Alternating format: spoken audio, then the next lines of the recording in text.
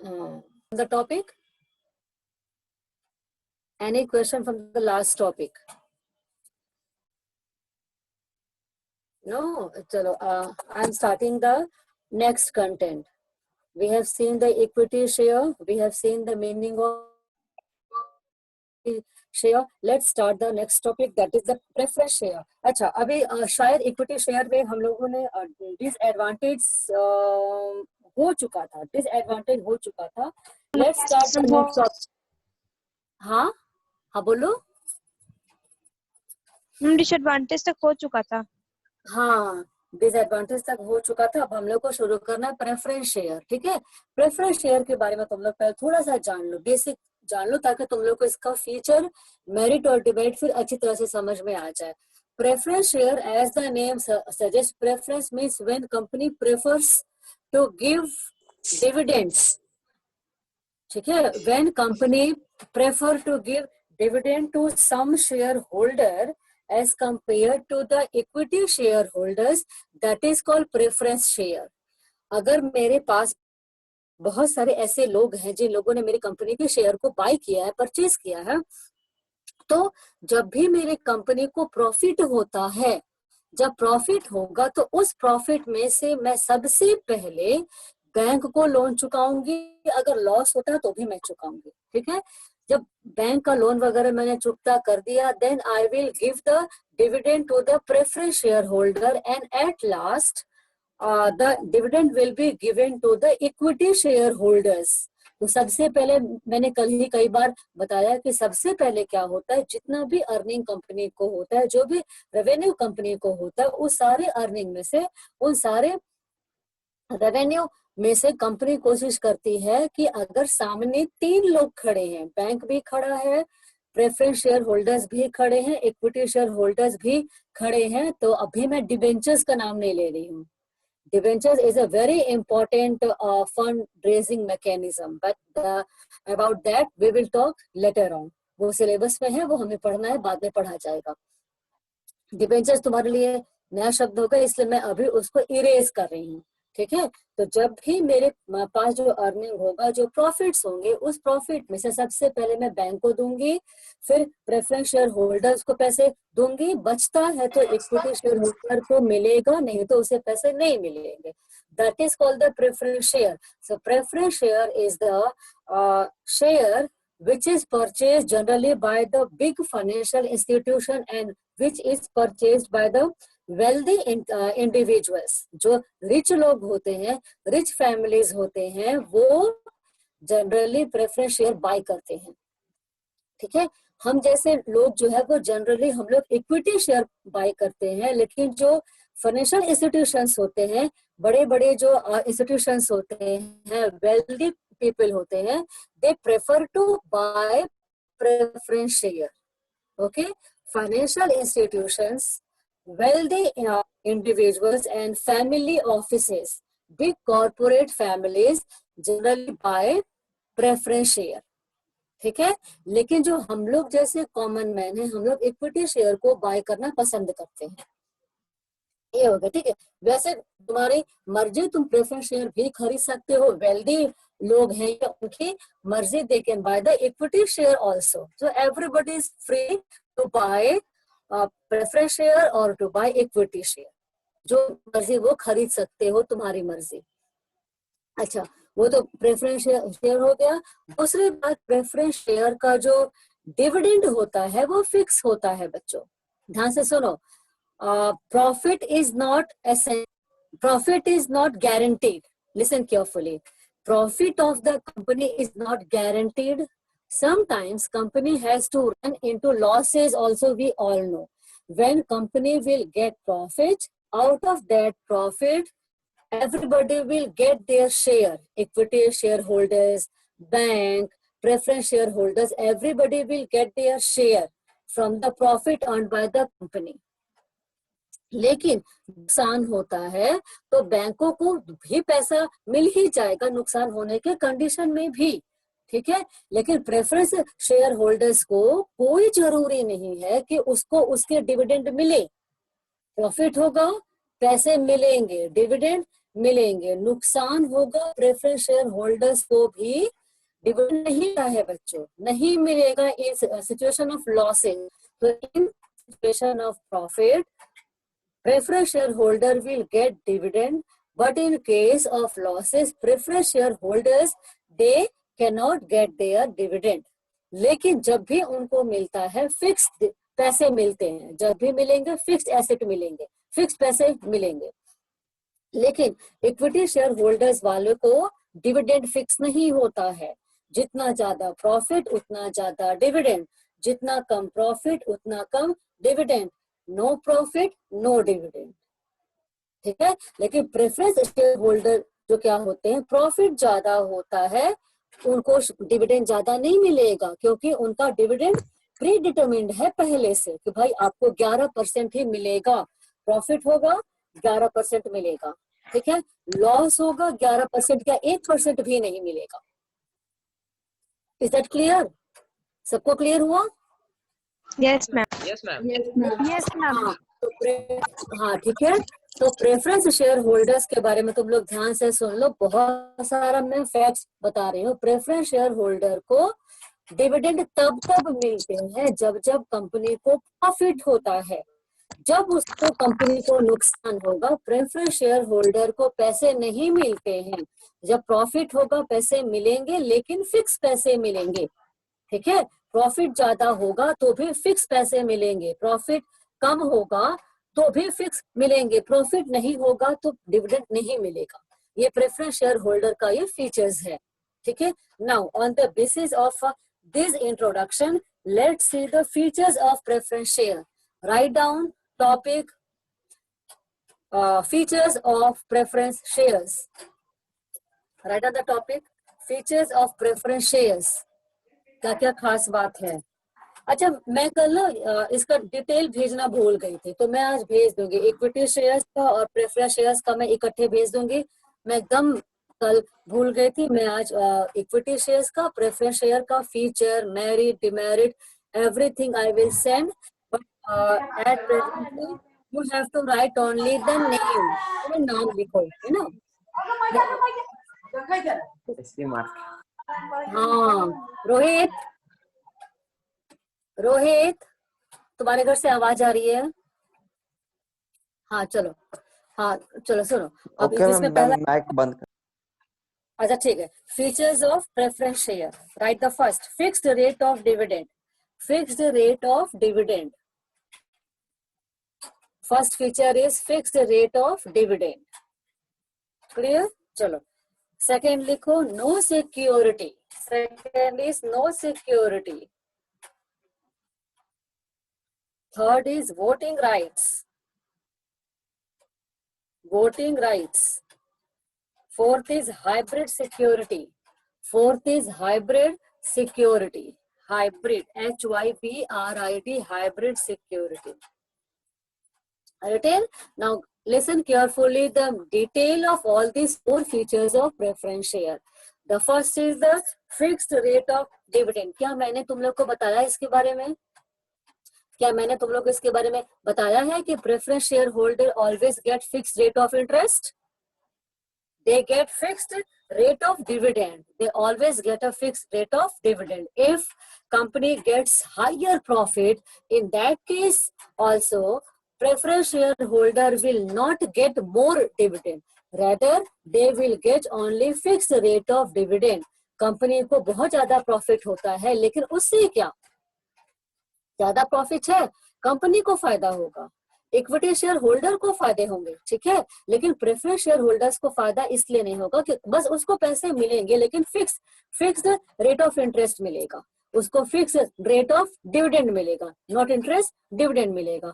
तो first feature of preference shares that every preference share holder will get fixed rate of dividend.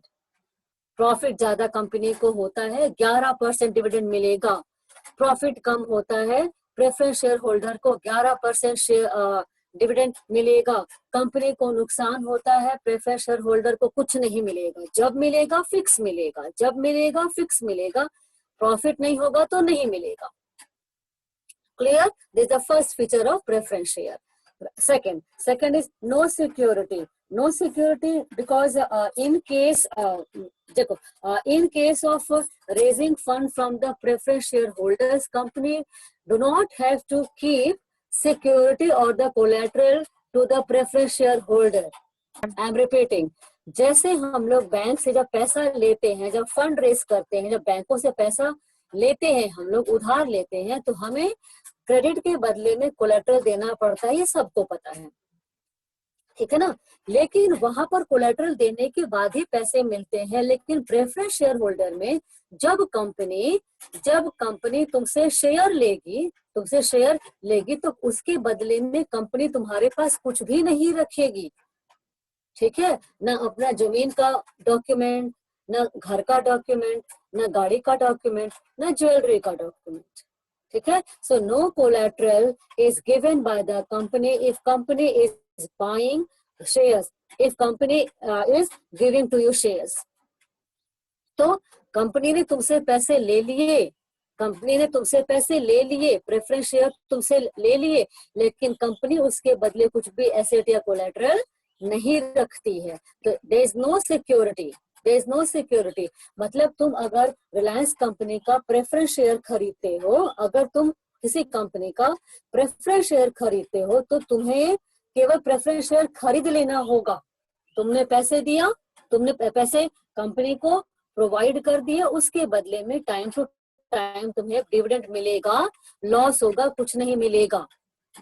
लेकिन जब तुमने company को कुछ पैसे दिए काम करने के लिए, कंपनी को तुमने जब कुछ पैसे दिए तो कंपनी उस पैसे के बदले तुम्हारे पास कुछ रखेगी थोड़ी। जैसे हम लोग कोलेटरल रखते हैं, ठीक वैसे ही कंपनी हमारे पास कुछ भी नहीं देगी।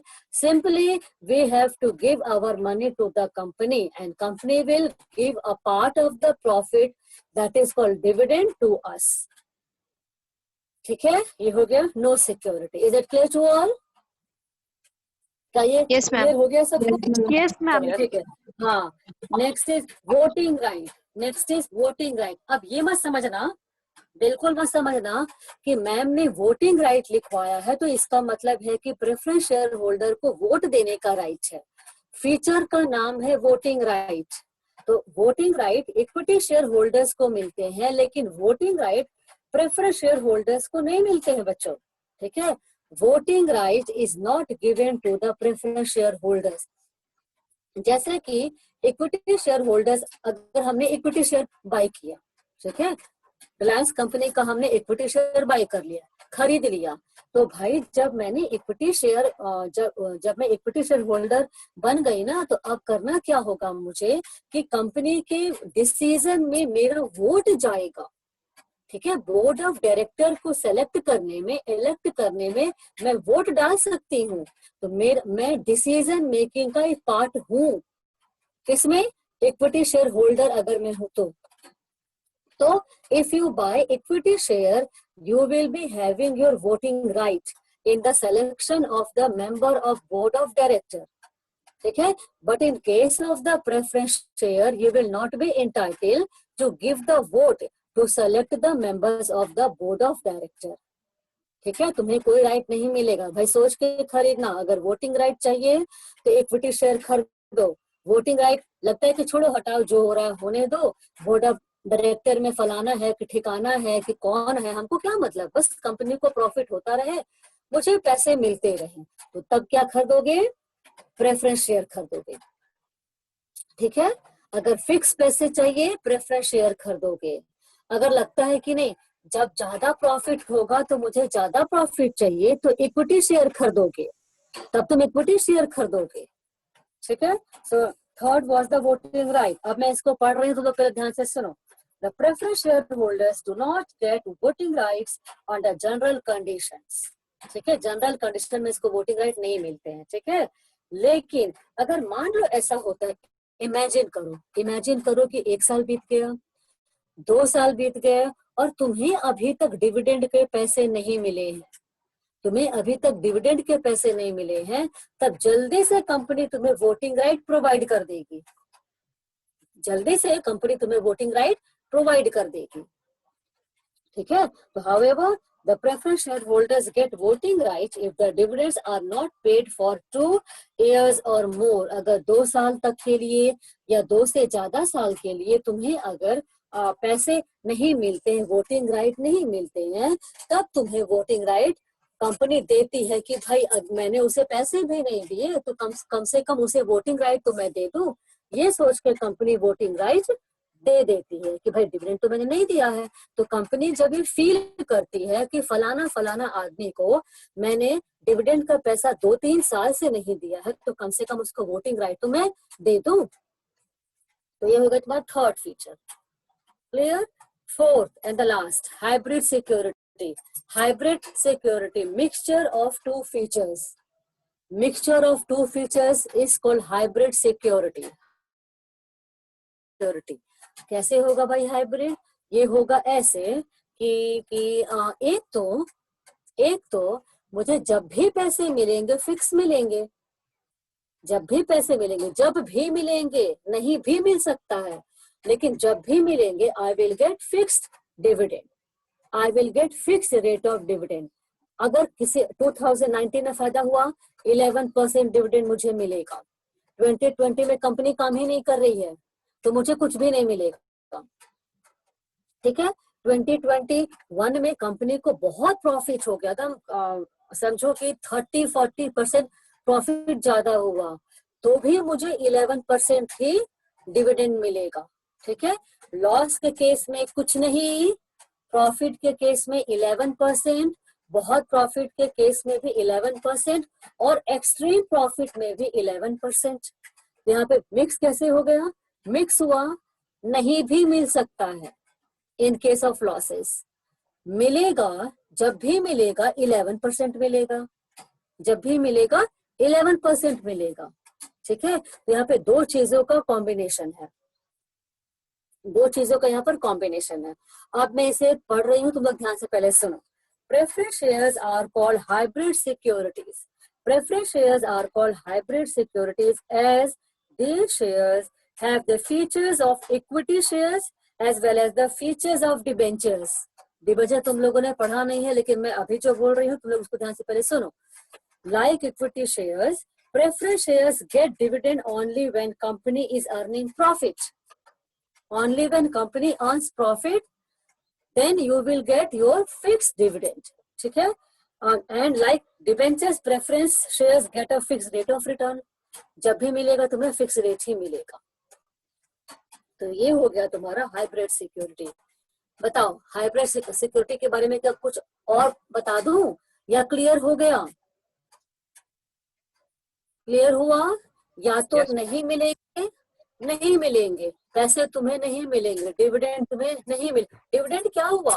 डिविडेंड तुम्हारा अर्निंग हो गया। कौन से पैसे पर अर्निंग? तुमने कंपनी को पैसे दिए हैं, तुमने कंपनी को पैसे दिए हैं, कंपनी उस पैसे से काम चला रहा है, प्रोजेक्ट स्टार्ट किया कंपनी ने, प्रोजेक्ट से फायदा हुआ, उस फायदे में प्रेफरेंस शेयर होल्डर्स को कुछ कुछ पैसे मिलते हैं, रिटर्न पैसे मिलते हैं। ठीक है, that return money is called your dividend. वो तुम्हारी कमाई हो जाएगी, वो तुम्हारे पैसे हो जाएंगे। ठीक है, तो जो पैसे तुम्हें कंपनी ने दिए क्योंकि तुम कंपनी के प्रेफरेंस शेयर होल्डर हो, that money is your earning, that money is your earning and that is called dividend. ठीक है, तो तुम्हें कंपनी से पैसे मिलेंगे, फिक्स मिलेंगे, नहीं मिलेगा तो नहीं मिलेगा। तो नहीं प्लस फिक्स, नहीं, no plus fix dividend is equal to hybrid system. या तो नहीं मिलेंगे, मिलेंगे तो फिक्स पैसे मिलेंगे, वो हो गया हाइब्रिड सिस्टम। सबको क्लियर हो गया? Okay, ma'am. चलो हाँ, right the next advantage. Yes, ma'am. हाँ, right the next advantage of preference shares. Advantage of preference shares, तब तक फर्स्ट पॉइंट लिखो, help to collect large amount of funds. Right the first, help to collect large amount of funds is the first. ठीक है, first लिख लो, तब तक मैं fan चला लूं। ये हो गया। सेकेंड लिखो, no fixed liability, no fixed liability, no fixed liability. Third, no interference. No interference. No interference. And last is trading on equity. Trading on equity. Trading on equity.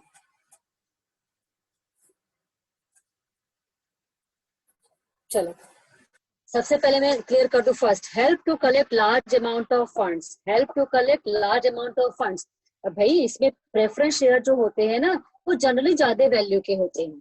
ठीक है, face value of preference share is more high as compared to equity shares. I am repeating, face value or the value of preference share is generally high as compared to the face value of equity share. Preference share का value ज्यादा होता है, generally वो 100 रुपए का 200 रुपए का cell होता है. दूसरी तरफ जो इक्विटी शेयर होते हैं वो 10 रुपीज के होते हैं, 20 रुपीज के होते हैं. तो face value of equity share is generally low as compare to the face value of preference shares. ठीक है, अब मैं इसे पढ़ रही हूँ तो ध्यान से सुनो. The preference shares, this is the detail of first point children, this is the detail of first point. The preference shares help to collect a huge amount of fund because cautious investors and financial institutions prefer to invest in preference shares of a company. Preference shares attract more public due to fixed rate of return. Generally लोग, ध्यान से पहले सुनो, pen रखो, ध्यान से सुनो. देखो प्रेफरेंस शेयर में क्या होता है, जनरली इसका फेस वैल्यू ज्यादा होता है. ठीक है, पहली बात. दूसरी बात, अगर इसका वैल्यू ज्यादा होगा तो इसका मतलब है कि अगर तुमने एक प्रेफरेंस शेयर खरीदा 100 रुपए का था तो कंपनी को तो 100 रुपए मिल गए, कंपनी को 100 रुपए मिल गए. मैंने एक इक्विटी शेयर खरीदा 10 रुपए का तो मेरी तरफ से कंपनी को 10 रुपीज मिले, मेरी तरफ से कंपनी को 10 रुपीज मिले. तो I give only 10 rupees because I have purchase only 1 equity share from the company. So company will get only 10 rupees from me, whereas people who are buying preference shares, they are giving more money to the company. So company is able to collect higher amount of money from the preference shareholders because the value of preference shares are generally very high. बात समझ में आई?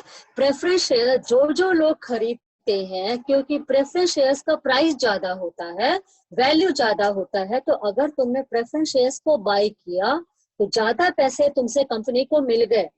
मैंने equity share bye किया तो company को मुझसे 10 rupees मिले, तुमने प्रेफरेंस शेयर बाय किया तो तुमसे कंपनी को 100 रुपए मिले. तो company is able to collect huge amount of money from you, not from me. बात समझ में आई? अच्छा, और क्या इसमें कि एक तो कंपनी को फायदा हो गया कि कंपनी ने ज्यादा पैसे प्रेफरेंस शेयर होल्डर से कलेक्ट कर लिए. ठीक है, तो वही इसमें लिखा हुआ है कि help to collect large amount of funds, help to collect large amount of fund. ये क्या तुम्हें क्लियर हुआ? Is it clear to all? Yes. Yes, ma'am. चलो ठीक है, हाँ ठीक है, ये क्लियर हो गया. तो अब चलो नेक्स्ट मैं समझाती हूँ. पहले मैं देख लूँ भाई नंबर ऑफ स्टूडेंट, क्योंकि बीच बीच में मैं देखती हूँ ना जब ज्यादा बच्चे होते हैं ना तो मैं बहुत जोश में आ जाती हूँ, बहुत खुश हो जाती हूँ. लेकिन जब लगता है कि भाई कम बच्चे हैं तो मेरा पूरा जोश ठंडा हो जाता है. चलो गुड, चलो ठीक है. Next, no fix liability. No fix liability. Company को क्या है, कंपनी को क्या है, प्रॉफिट हुआ पैसे प्रेफरेंस शेयर होल्डर को देगी, लॉस हुआ क्यों परेशान हो, प्रेफरेंस शेयर होल्डर को पैसे नहीं देने हैं तो कंपनी की कोई लायबिलिटी यहाँ पर नहीं बनती है. लेकिन लॉस होता है तो in that worst condition also company has to pay interest to the bank, है ना. कंपनी को प्रॉफिट हुआ, प्रेफरेंस शेयर होल्डर को पैसे देगी कंपनी. लॉस होगा तो छोड़ो, प्रेफरेंस शेयर होल्डर को पैसे नहीं देने हैं, सोचना काहे का, क्या सोचना. तो कंपनी की लायबिलिटी इसमें नहीं होती है. ठीक है, कंपनी की इसमें कोई जिम्मेदारी नहीं होती है कि छोड़ो हटाओ, लॉस हुआ तो जाने दो, मुझे कोई पैसे थोड़ी ना वापस करने हैं, पैसे तो तब देना है ना जब प्रॉफिट होगा. ठीक है, तो company has no liability. to return the money to the preference shareholders. Company will give money only in the case of profit. Clear हो गया? नेक्स्ट थर्ड है, अब तुम हाँ बोलो ना बोलो, मैं तो भाई बढ़ गई आगे ना। मैंने नेक्स्ट क्या लिखवाया था? No interference. नेक्स्ट पॉइंट क्या था? Yes, ma'am. No No interference. No interference. हाँ, नो इंटरफेरेंस क्यों? नो इंटरफेरेंस इसलिए ना, because preference share holders will not hold the voting right.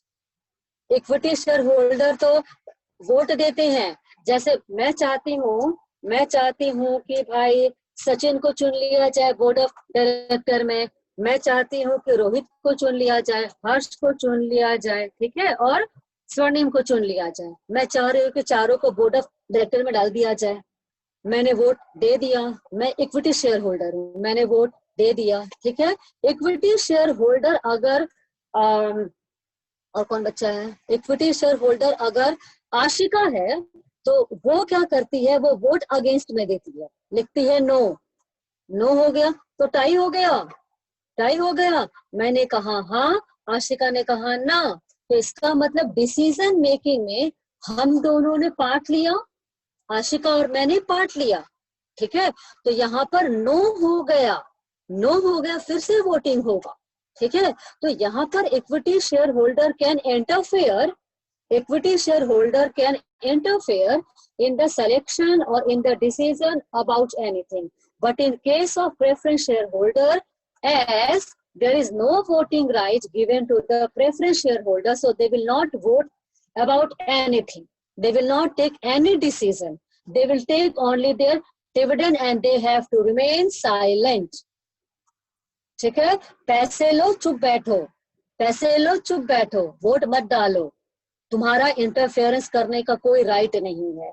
That is the merit of the preference share. Merit हो गया company के लिए, company को तो अच्छा है कि पैसे दो चुप रहेगा वो, वोटिंग का मैंने उसे राइट नहीं दिया है, तो कंपनी की तरफ से ये मेरिट ही तो हुआ ना। क्लियर हुआ? कंपनी की तरफ से तो ये मेरिट हुआ। चलो, और लास्ट मैंने लिखवाया था trading on equity, trading on equity. चलो ध्यान से सुनो, this the last merit. The rate of dividend on preference share is fixed. मुझे पता है कि इसको और इसको किसको भाई? सौम्या को, आसित को, और फिर क्या कहते हैं अंशुल को मुझे फिक्स डिविडेंड देना है, ठीक है, 11% मुझे देना है। भाई पैसा बहुत ज्यादा है मेरे पास, 11% ही ना देना है। प्रॉफिट तो मुझे बहुत हुआ था, तो अधिक पैसा मेरे पास आ गया, ज्यादा पैसा मेरे पास रह गया, लेकिन मैंने out of total profit I have given only 11% to preference share holder. जितने पैसे बचे, बहुत पैसे बचे, उन बहुत पैसों का क्या होगा? उन बहुत पैसे का बच्चा दो काम होगा, दो काम। बहुत पैसे से इक्विटी शेयर होल्डर को मैं दे दूंगी, क्योंकि ज्यादा पैसा ज्यादा डिविडेंड, इनको इक्विटी शेयर होल्डर को ना, ज्यादा पैसा ज्यादा प्रॉफिट। लेकिन ज्यादा प्रॉफिट है तो प्रेफरेंस शेयर होल्डर को मैं ज्यादा डिविडेंड नहीं दूंगी, बिकॉज डिविडेंड इज फिक्स्ड। तो जितने पैसे मेरे पास बचे, उन पैसों का मैं दो काम करूंगी, या तो मैं इक्विटी शेयर होल्डर को दूंगी, ठीक है, और या मैं पैसे कंपनी के ग्रोथ के लिए लगाऊंगी, और I will invest my profitable amount to the new projects, in the new projects. तो जो पैसे बच गए, प्रेफरेंस शेयर होल्डर को 11% मैंने दे, जो पैसे बचे उन पैसों का मैं कंपनी के डेवलपमेंट के लिए यूज कर सकती हूँ।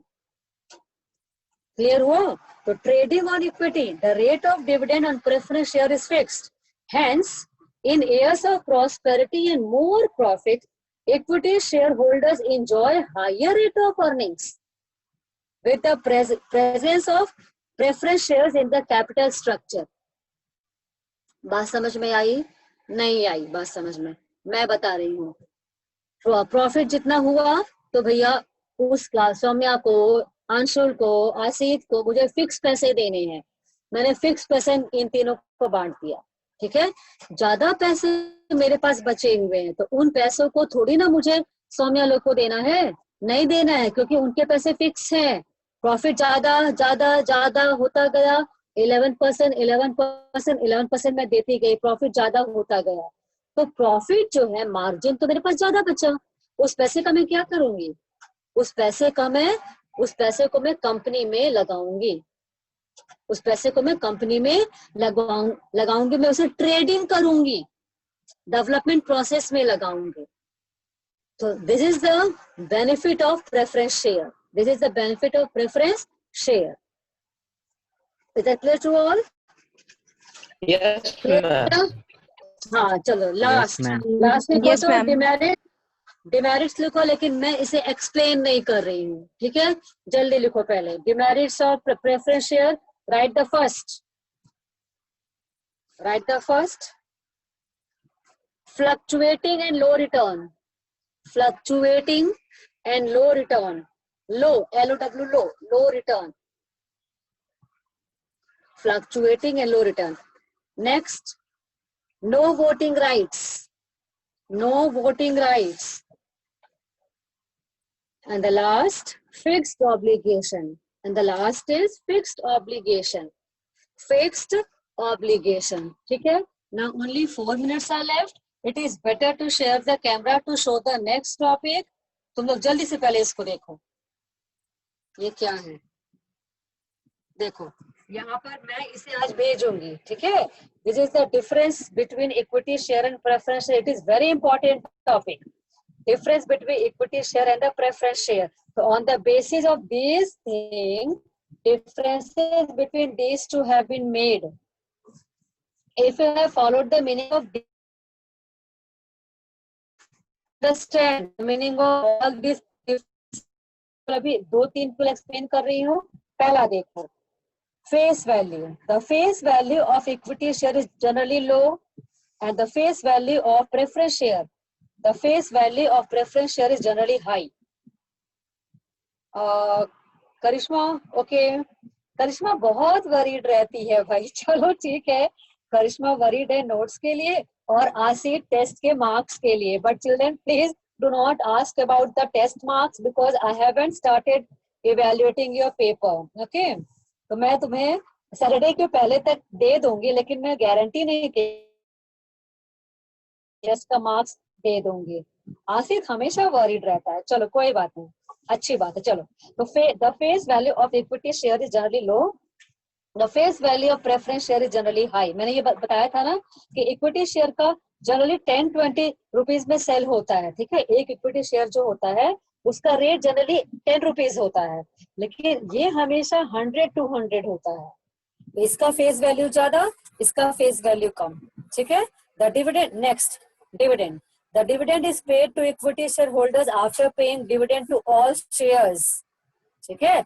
after paying all dividends to everybody, rest of the amount is used by the company to pay dividend to the equity shareholders. सबको पेमेंट करने के बाद, मैं बता चुकी हूँ इसको, सबको पेमेंट करने के बाद जितने पैसे बचते हैं उसमें से इक्विटी शेयर होल्डर को पैसे मिलते हैं। Otherwise if money is not available with the company, then you will not be entitled to get the dividend. मैं बता चुकी हूँ उसको।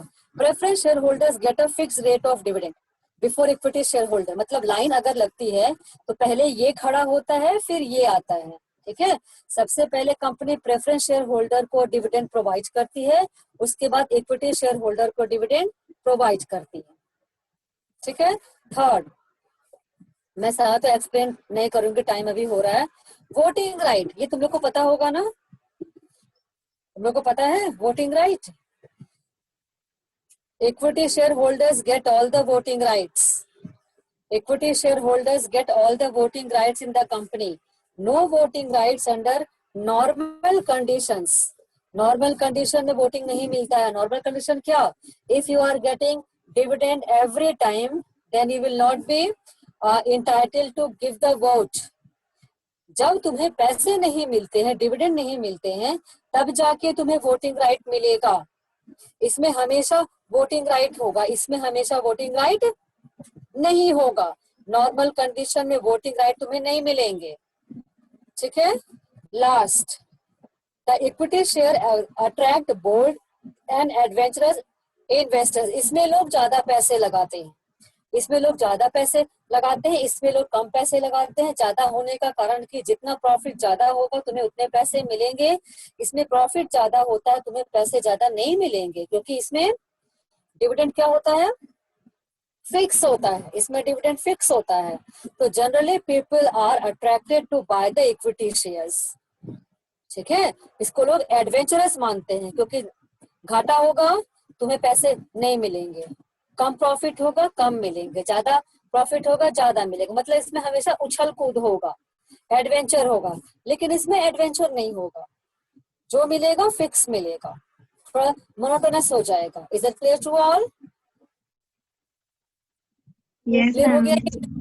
हाँ, Yes, ma'am. ठीक है ना। हाँ, now children, I am not going to explain all the points. I have shown you the topic on your screen. This topic I will send you today. ठीक है, अब तुम लोग घर में लिखने का प्रैक्टिस करना है, क्योंकि राइटिंग प्रैक्टिस बच्चों की बहुत कम है, ठीक है। Okay, now any question do you want to ask? Any question? Would you like to ask anything in business study, right from first chapter, second chapter, or any chapter? Because I think I have completed near about 6 chapters out of 10. पता है, अभी 6 chapter 2 से 3 दिन में खत्म हो जाएगा। 2 से 3 दिन में हम लोग इस वीक हम लोग इस चैप्टर को खत्म कर लेंगे, ठीक है। तो we are having all together 10 chapters out of 10। Within 2 to 3 days we will be completing our 6th chapter also. तो हमारे पास 7, 8, 9, 10 4 चैप्टर बचेंगे, 4 चैप्टर हम लोग के पास बचेंगे आउट ऑफ 10। तो 6 2-3 दिन में कंप्लीट हो जाएगा। तो पेज इस चैप्टर के खत्म होने के बाद, इस चैप्टर के खत्म होने के बाद कम से कम 2 दिन में रिवीजन के लिए दूंगी, 2 दिन में रिवीजन के लिए दूंगी, ठीक है। और कुछ अगर पूछना है तो पूछो।